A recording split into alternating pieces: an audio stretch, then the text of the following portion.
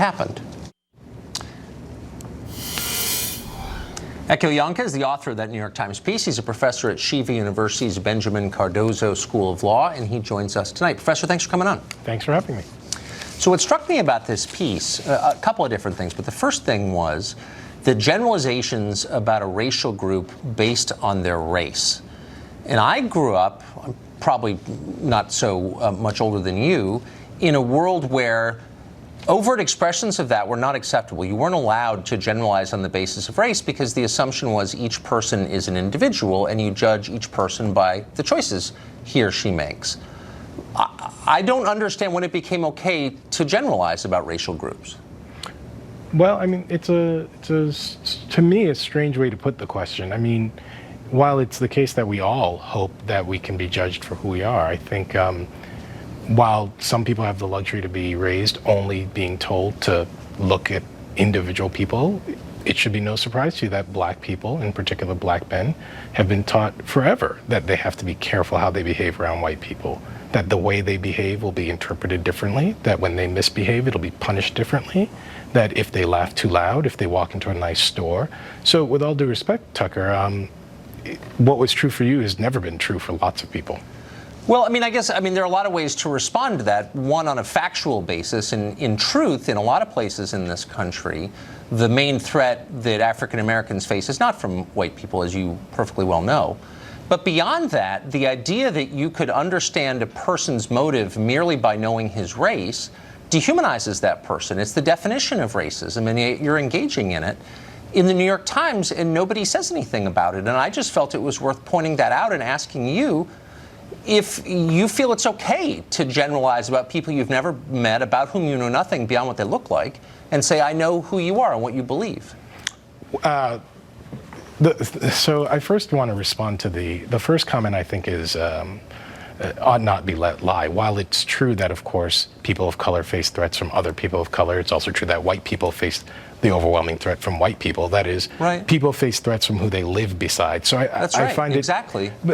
I think it's fair to point out that we oughtn't be too distasteful and say things like, well, the great threat. It does feed a certain uglier narrative that we don't want. But to your core point hold on. Why does the truth ever feed a, quote, ugly narrative? The truth is worth telling for its own sake because it's true. You're welcome to tell the truth, but it is deeply suspicious that people are so quick to say things like the main threat facing African Americans is other African Americans, but you never hear anybody say the main threat facing white people is white people.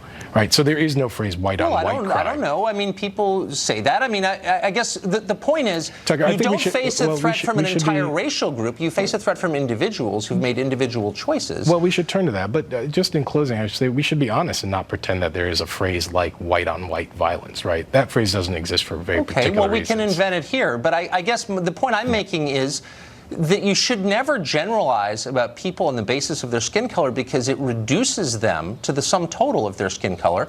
And again, that's the definition of racism. And you're engaging in it in this piece.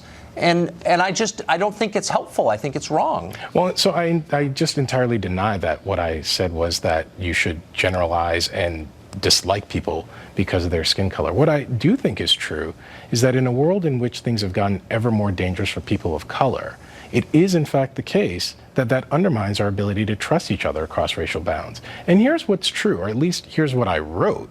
Not that white people are unavailable for friendship, but in this world, it is up to our white friends and allies to be sure to stand up for those who are under attack. If I want to prove that I'm the kind of person who can be your friend, that means that when something is actually threatening you, I actually have to be there for you.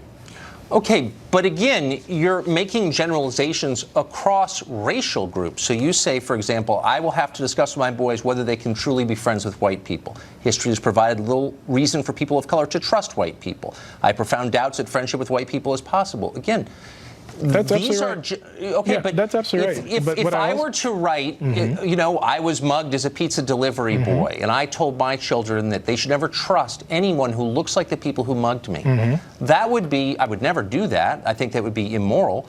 but it would be the definition of racism because I would be equating the people who mugged me with everyone else who looks like them. I think if that's the only part of the article you read, it might sound like that. But of course, the article has a much richer argument.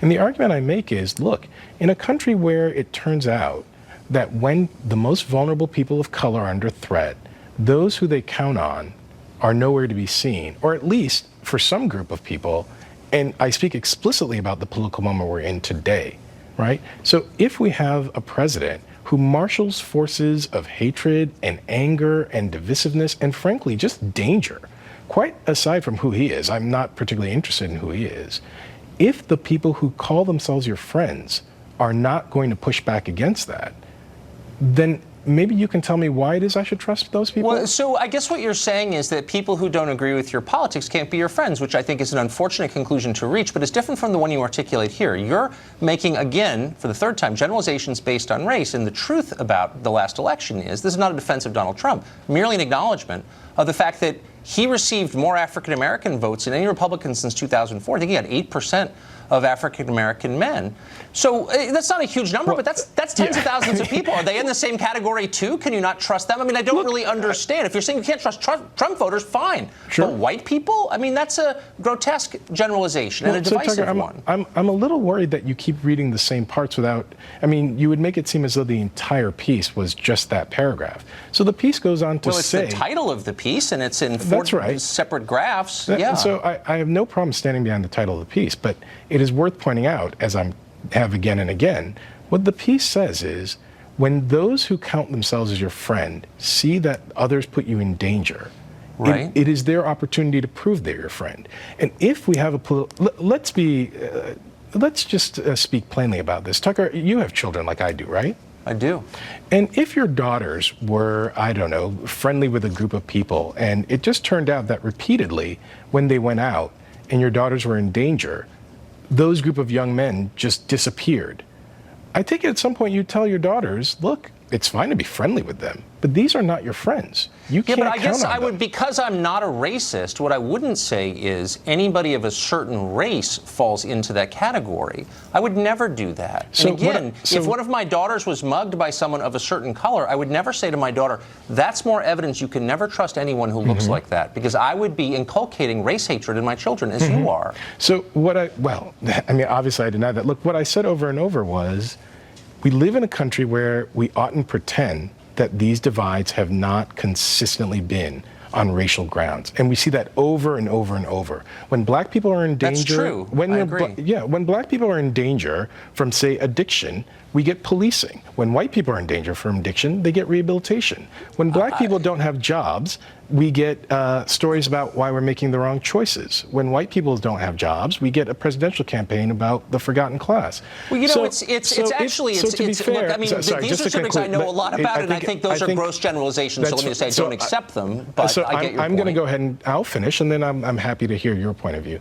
So if it's the case that we live in a country where these divides have always consistently been racial, then I think it's not only delusional, but it would be dangerous of me not to teach my boys that when they walk out in the world, there'll be a world that treats them differently because of their race. Should I say the same thing to my children? Yeah, that there are African-American law professors who dislike you because of your color and you should dislike him back? No. And all African-American law professors? I would never say that because that's grotesque. No, and again, it's race hatred.